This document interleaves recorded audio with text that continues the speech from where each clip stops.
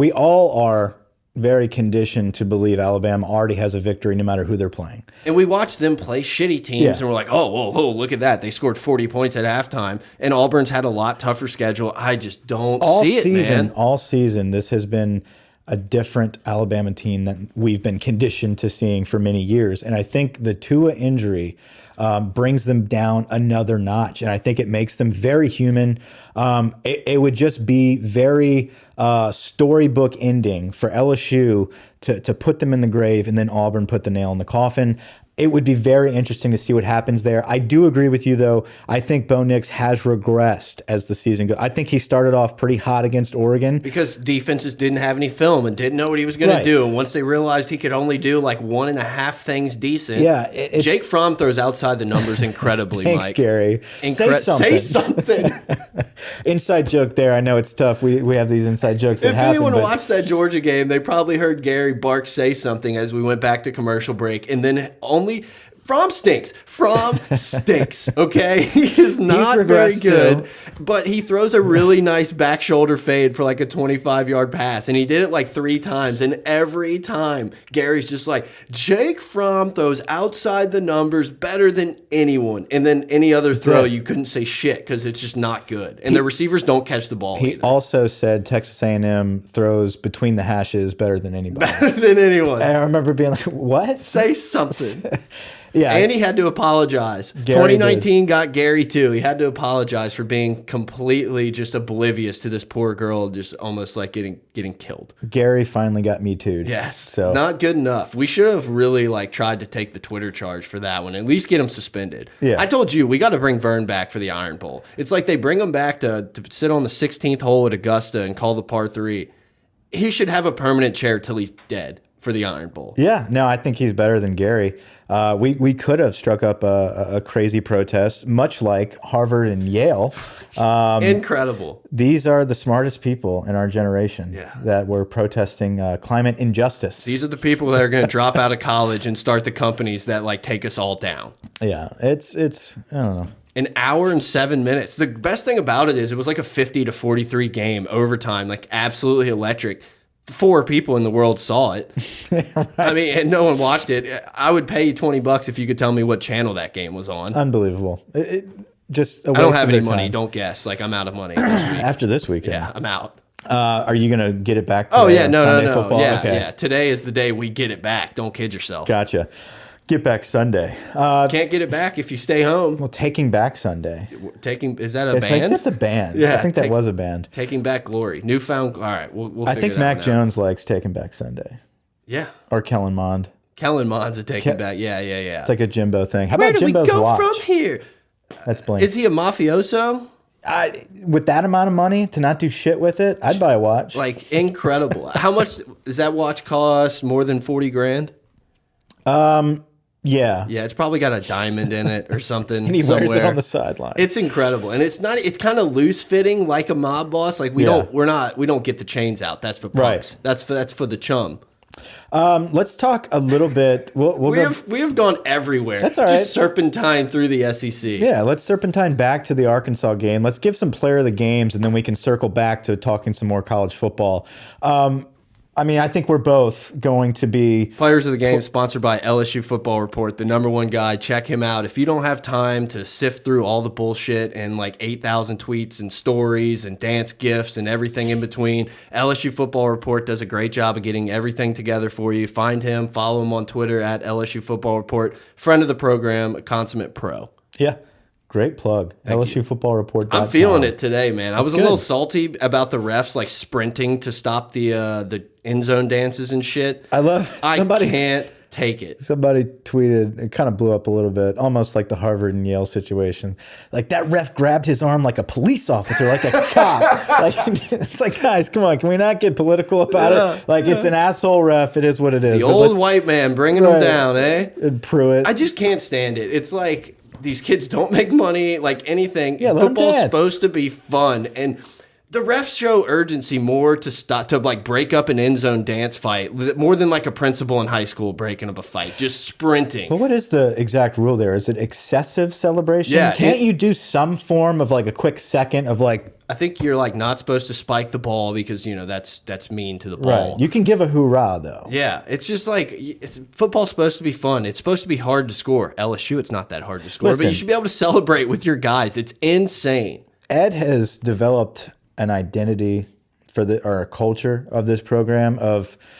I'm not gonna. They're not undisciplined because they are a very disciplined program. Play fast, play fun. It's Pete Carroll. It's a controlled chaos, I guess you could say. Not chaos. It's like we're so proficient and perfect at everything we do on the field that you got to let the boys. If we're gonna dance play and get wild, or if we're gonna warm up with our shirts off, if we're gonna drink the sidelines water from the other team. You're allowed to kind of get away with that for a little bit. As long as you keep winning. Prove it on the field, and that's what we've done.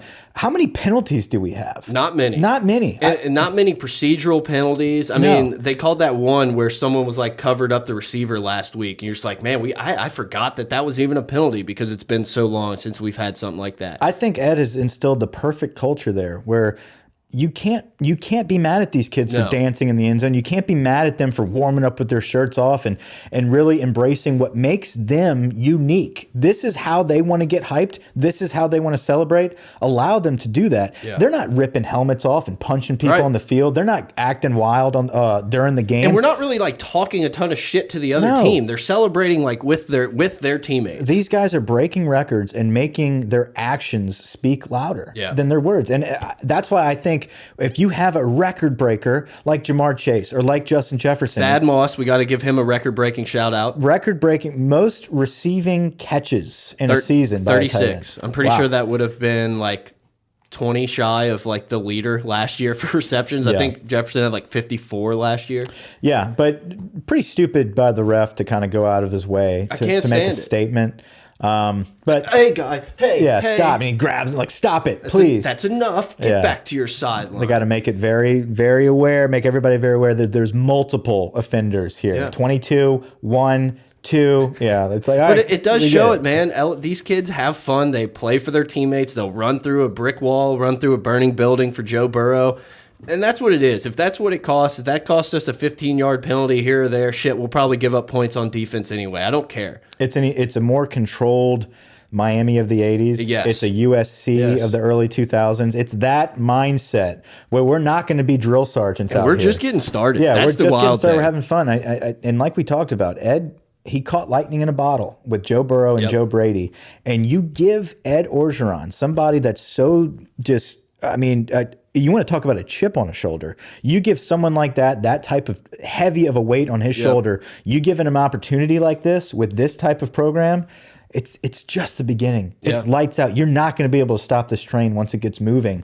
He wasn't the type of coach that can come in and do it on his own. He had to get lucky at some point, and not he did it. Not many are, man. No. Not many are. I mean, you can go back. Someone did a great job of finding all these old threads about like how we're so stupid, and Herman and Chad Morris. At least Arkansas hired someone who can coach. It was really fun to read. And look, I mean, I guess those arguments were somewhat valid. It just so happens that everything fell into place, and there's no stopping this train now, man. He has job security like no one has in a while. He's about to make another $2 million if he wins out the next 4 games. Yeah, recruiting is just getting started. You let this guy recruit with a head of steam, being the coolest and the best team in the country. All these D-line guys going to Auburn and Georgia, that shit's done. Yeah. We're taking who we want. Sadly, some kids are getting processed and having to look elsewhere, but that's the name of the game. That's the name of the game. When you're the #1 team, everybody wants to come, and they're just going to keep feeding into that culture. Miles Brennan's the truth. I say it here now. We'll be better than Burrow. Stop. Well, we'll see in the spring game, but. Yeah, man, I think we have a lot of momentum moving forward, and Ed Orgeron's the type of coach that the minute he caught that lightning like we talked about and that momentum, it's so hard to slow that type of train down because he's such a motivated guy, and that's what his whole thing is motivation. Yep. So once you get momentum behind that motivation, it's lights out, it's over. Let's go back to players of the game. Everyone's bought in. Yeah, we gotta go back. Got off train. Gotta go back. But Brett and I, right? I think we both have the same players of the game. We're going to go Clyde on offense and JaCoby Stevens on defense. I mean, look, 6 carries, 188 yards. I should have looked it up what Booga did against Ole Miss, or was it Geis, one of them, because it was something like that. Yeah, it was like 10 for like 240 or something. That's insane. 6 for 188. That's 31 yards a clip. And then you got Emory 2 for 42, Burrow 4 for 24. And Clyde had something like, how many catches did Clyde have? Oh yeah, it was the whole first seven half. for 65. Yeah. Pretty phenomenal game by Clyde. You know, two fathers. Two fathers. That was a really odd tweet. It was. The title of it, but the video itself, it's like, oh, this is what they mean. Yeah, I instantly tweeted it to you and just went with the Seinfeld line, my father's gay. It's like, no, that's not what they're being. That's not the point. It was a funny, cool video, but no, it was just kind of a funny headline. It was a funny headline, but when you actually dig into the story and see exactly what Clyde's gone through, and just the way that family is held together and gone through that, and have a kid like Clyde go through adversity, kind of push the doubters aside, and then have the family come back together and watch this phenomenal season, not only by LSU, but by a guy like Clyde. It's really awesome to see. So cool story that they put out about him. Yeah. He's getting better and better every single game. I remember looking. Does he deserve to be in New York? I mean, I think that's like a legitimate question right now. And more Chase. And Chase. Chase is a Blitnikoff easily. I mean, like, dude. Yeah. I understand Jerry Jeudy's a great wide receiver, and you know, Devontae Smith and everything at Alabama, but you got to back off and say, wait a minute, you know, they lost their quarterback. They're not putting up the amount of numbers that we are. Look at what's happening here in Baton Rouge. You have to give these guys the awards that they deserve this season. Like we said, we don't know if this is ever going to stop, but we also don't know if we're ever going to see these type of record-breaking numbers ever again. Clyde absolutely deserves some form of recognition, whether that's I don't know if it's the Doak Walker or whatever the running back award is, whatever it may be. He has absolutely just hammered his way into all of that. You look back at when we were growing up, watching games like LeBrandon Tofield, and Ali Broussard, and all these guys that just kind of had these amazing games where it just kind of stick in your head. I'll always remember Ali Broussard just kind of running all over teams. That one season that he went off. Yeah, the bowling ball. Yeah, you look at what Clyde's doing right now. He is making so many memories and impressions on people that we're going to think back for a very long time. It's not just Fournette. It's not just guys. You're going to think back about Clyde Edwards-Helaire for a very long time. Well, and it's not like he only does this against the Arkansas, the shitty teams, the Vanderbilts. I mean, he had a great game against Bama, a great game against Florida, a great game against Auburn. He's and then doing last it year against the best, Georgia. Yeah, he's he doing had it a bunch against of big the runs. best defenses that they have in the SEC. It's not like he's just like cleaning up. No, he's playing on another level right now. People cannot wrap him up. They cannot tackle him. He's not a one and done. You don't hit him and he goes down. No. His vision, his acceleration, his quickness, they seem to elevate every single game. And I think it's a testament. I'm going to go back to Joe Burrow here, being the Heisman Trophy winner in our opinion.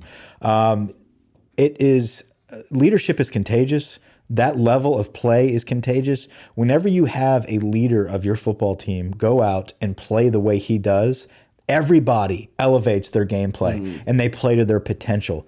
Clyde Edwards-Helaire, people talked about it at practice. They're like, man, we can't stop this guy. And then you'd see him in the beginning of the year and like, what are they really seeing out of Clyde? Whatever. Now you know. Now you're seeing that these guys play to their potential now because they have a leader in Joe Burrow. They believe in the system. They believe in their offense. They believe in their team. And at the same time, I mean, you're going into this Arkansas game, a guy like Burrow could be like, oh, maybe I should check to a slant or do something because I want the touchdowns. No, he's completely fine, happy, loves it that Clyde is the guy who gets 3 touchdowns and Emory catches 1. Emory, I guess, was Brennan. Was it? Whenever he dropped the pass. No, I'm just saying Emory's touchdown. That was Brennan handoff. Brennan handoff. It was so beautiful handoff. It's incredible. But, you know, it's like obviously 327 and 3 touchdowns. Like a great day for Burrow, but this could have easily been a 5-6 touchdown game for him. Yeah, it's so weird sitting back as an LSU fan and kind of being like, awesome job, Clyde. Being like, damn, I kind of want to Burrow. Yeah, a couple times Clyde ran in. I'm like, oh, come on, give me one more Burrow. Give me like a Terrace Marshall. Let's bump. I would love to have all 3 receivers have broken the single season touchdown record. Yeah, Terrace Marshall, just a quiet guy back there that is very sturdy, very sure-handed. The minute you shut one of those guys down, guess what? Marshall's going to be wide open for another big play. So just pick your poison in this offense. That's why going forward, I don't look. Georgia is probably the best defense we're going to see next. Okay, because A&M's defense is not on that caliber. They're better than Arkansas's, but not on the caliber of what Georgia's is. And then after that, I think Clemson is going to be a very good defense against us. Ohio State's defense, I think we are going to light that defense up. There is no defense that I'm worried about. No. I'm just saying who's gonna stop us on a couple third downs is basically all it comes down to. Are we going to score points? I think we can score at least 30 points on every single team we have left on the schedule, and that includes the national championship. Yeah, 30 seems shy. Like exactly 34 touchdowns. I'm just like, yeah, we'll have that at halftime. Yeah. And it's not flukes. It's not gimmicks. It's not just, like, I don't know, Lamar Jackson will get out the pocket and sprint up the sideline, or, Tua will throw a bomb to a wide open Judy, or it's not flukish. Yeah. It is systematic. It's whatever is open, our guys are going to make a play, and you're going to pay for it. And look, I think McElroy did a good job on the call, kind of pointing out a few times how quickly Burrow recognized what defense they were in, and it's just like, oh yeah, Thad Moss is going to be wide open in this zone, and drops it in there. Over the middle, guys like Jefferson. I mean, it's just everyone's on the same page. They know what they're doing. Burrow knows what's happening before the ball's ever snapped. And it's just easy. It's just easy. We haven't seen an offense at LSU like ever. Even in 2011, it was just like, okay, a couple run, 3 yards, 2 yards. Oh yeah, there's a 50-yard run. It's amazing. It's the funnest season to watch as far as excitement goes ever. Yeah. I mean, everybody eats. What Joe Brady told us, everybody eats, is absolutely true. I mean, the stats, if you compare them to last year, it's just night and day. Yeah. We're Oklahoma. Yeah. With more athletes on defense, player of the game on defense. It's the same guy. JaCoby Stevens, lights out. I mean, here's a guy that we talked about before we struck up the mics. He needs to be a linebacker. Yep. He needs to be close to the line of scrimmage. I feel like anytime he's playing close in the box, he's either making a tackle in the backfield or he's batting a ball down. Yep. I mean, every single time.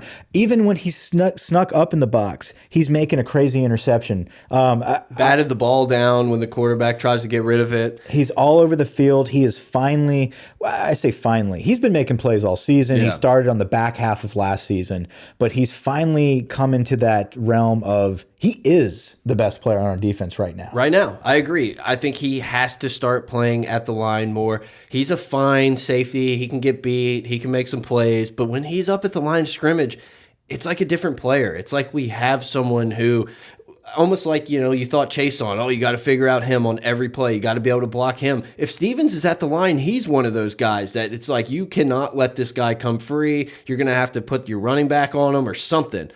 And I think Mo Hampton. I think Mo Hampton, it's hard to see. It's Arkansas didn't really do a ton. You have to find someone like that, I think, to put in the back end, whether it's Monroe, the man missing in action, Eric Monroe. Who knows what the hell that's about? Hampton, Lewis. I don't care who it is, but I feel like it's just this defense is so much better when Stevens.